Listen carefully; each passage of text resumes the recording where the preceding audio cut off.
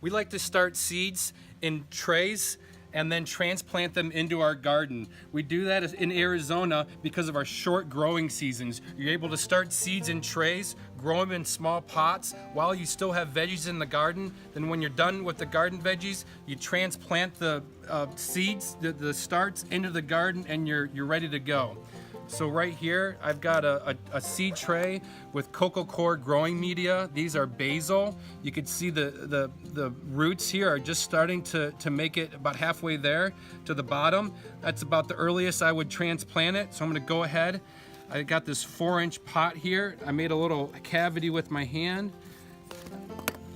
And I just plug them in there, firm the soil up. We move them to the area where we grow them out for probably 4 to 6 weeks. By that time, our garden should be ready to put these guys in.